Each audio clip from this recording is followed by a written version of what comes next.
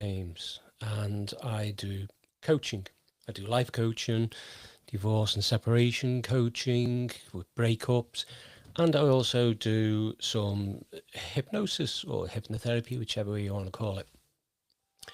So, over many years, I've kind of found myself in a bit of a niche where I help people out with things and generally with just conversation, just steering them on a better road because we've all been down that bad road. So it's just really been about sort of giving them more information to gain them some confidence or an insight of what's going to happen to them if they keep on going down this road. So this brought me all around to getting into doing podcasts, um, audio and audio visual podcasts. I was interested in just the audio side till I actually realized that there is the visual side, which is basically YouTube. Now, this one's going out live. It should be going out to Facebook. Well, the fact is, I'm now using a different software. This one's called Riverside FM. I used to use Ecamm. So I'm assuming, never assume, that this has remembered me settings and it's going to send it out to the right platform. So it's Friday night. Couldn't tell you what time it is. Oh, 21:10, so that's 9:10 at night on a Friday night. Yeah, you're wondering why you sitting inside on a Friday night. Well, I'm 61 years old now, so my clubbing days are, I wouldn't say over, but they're definitely thinning out. So I don't really have much call to go out clubbing it anymore. And in many ways, I've felt better for it. I mean, yeah, it's took many years to come to that enlightened moment, but I've had my years of fun, ups, downs, congratulations and mistakes. It's been a roller coaster, but hey, so here I am now.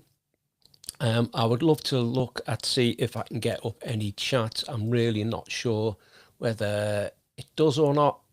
So we'll just see. Like I say, it's a new program. So I'm just playing about with it as well. It's not straightforward as Zoom, but it's interesting, if I say the least. So the idea is, and my ambition is to start adopting more YouTube channels, mainly recording, eventually get onto doing some coaching sessions for people that want to learn about certain things. One of my passions is NLP, which is neuro linguistic programming. Talk about giving language such a difficult terminology. So anyway, that's why people call it NLP. And I want to start getting people involved into understanding it more. So they will be actually packaged in teachable sort of bite-size sessions. But as well as these lives, there'll be recorded sessions which are basically going to be available to anyone that jumps on any of these courses, which will be produced soon. So it's all about, like say, bite-size sort of sessions, the 15, 20-minute sessions at the most, just giving you little bits of information about certain things and topics. One of the topics that I have been going on about is self-esteem. Why self-esteem? Because I think it's one of the most important things, especially for people that want to get out there and do things. And you hear people going on about podcasting, or anything where you're kind of going to be in the public eye, even though it could be recorded and therefore you're not. But I think you get what I mean. So if you haven't got self-esteem, you're going to find it probably quite difficult to do things like that. Even going in front of a camera, you're going to find it difficult because of your self-esteem being low, because it's being crushed by not you, but the people around you. So it's not something that you originally owned. It's what's being, should I use the term rightly, impregnated into your brain by other people, seeds planted. It's like being gaslighted by people who basically just want to be above you, or they're just particularly narcissistic or just horrible people that usually it happens from the school ages. I'm not saying everything happens from that, but the majority of the time it's that when you're picked on and kids are going, hey, fatty, or hey, skinny, hey, lanky, you know, you're that tall, change the light bulb for me, you know. So it's all them things that we kind of find amusing when we're kids, but there is a true fact that kids can be cruel. So while the kids think it's just a bit of a joke to pick on someone and say things, they don't realize in time how this affects the person that you're doing it to. And as life goes on, they tend to carry this along with them. So then they want to know, well, why can't I go out in public? Why am I afraid to? Why do I prefer to stay in all the time? What is the reason that I can't get a partner? Why my relationships falling apart all the time? And a lot of this could be down to self-esteem. And this also extends to why you can't get a job, why you can't keep a job, why you can't get promotion. NLP comes in really well with that. But all these things are products of low self-esteem. So, like I say, it's being given to us by other people. It wasn't technically our first choice, and we now have to put up with it. Yeah. I've decided to fill in some dead space with a bit of music, albeit classical. Why classical music? Yeah, I do like classical music. It's nice to chill out to sometimes. But the main thing is, it's probably one of many things that is the only time, excuse me, it's the only time you can actually put classical music in that no one will really complain about. But if I started playing some goth music or some punk or some death metal, you know, there's a few of you that'll go, yeah, rave on that. And there'll be a majority saying, I'm turning you off, mate, because you are doing my head and I can't stand that background music. So a little bit of what I would terminalize as elevator music as one of a as a word. Yeah, elevator music. So as I was saying, let's get back on topic. Self-esteem.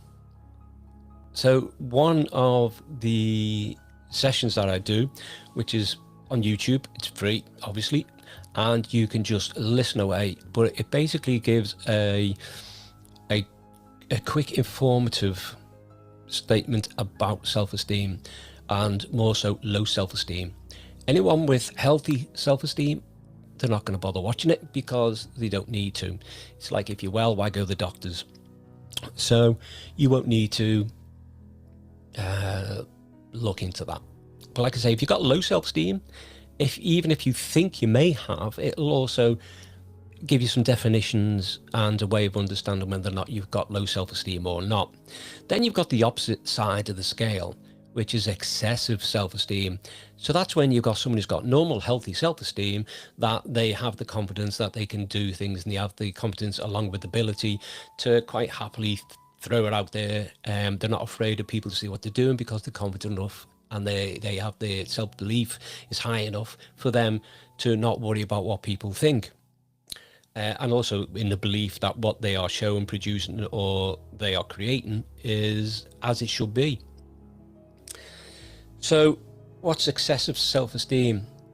You ever see the person that walks down, they're walking around like that with their shoulders and their arms, or they're carrying 2 carpets and all that sort of business, and they're loud, you know, you're wrong, everything I say, this is how it is. They're kind of a little bit excessive and obnoxious, abrupt, rude, some of the words I'd throw under that one. So you can definitely probably want to stay away from that kind of person, and they're not going to do you much good. And for the start, they're probably not going to praise you in anything you do because they do everything better. And therefore, we get back to what we do want, which is healthy self-esteem. Hence, the session that's on YouTube about self-esteem will give you what you need to know as a brief session, and some ways to combat it. So if we were to say low self-esteem is a hurdle, there's ways on there that'll show you how to step over that hurdle, and a way that you can get on with your life a little bit better than it was So where you used to be a wilting flower, you're now an amazing tree. Bit of an analogy, that, really, isn't it? But anyway, I think you get the idea. So, as I've explained, the things I'm trying to do is, I don't know whether I'm going to keep on doing lives. I'm not quite sure on what it achieves from being a live to a recording. So I am looking at the screen at the top here, trying to work out what chats are, and I've just hit something that says public chat. That may have just been a mistake. I'll soon find out. I'm just going to do a quick message in here.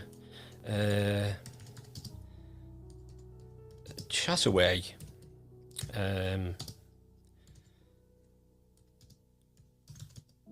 So let's see what that does. So hello, chat away, who are you? And that's about as basic as you're going to get.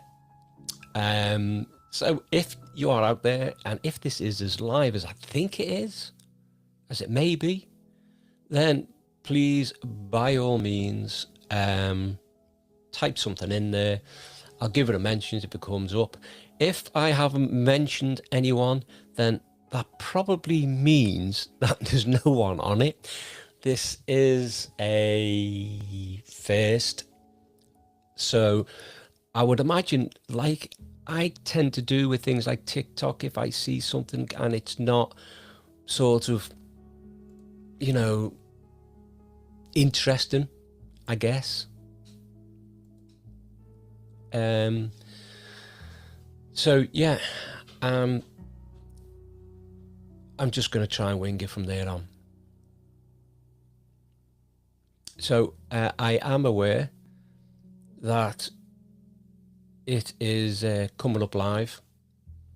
I've seen it on my Facebook, so I don't know whether I should carry on watching myself. So I've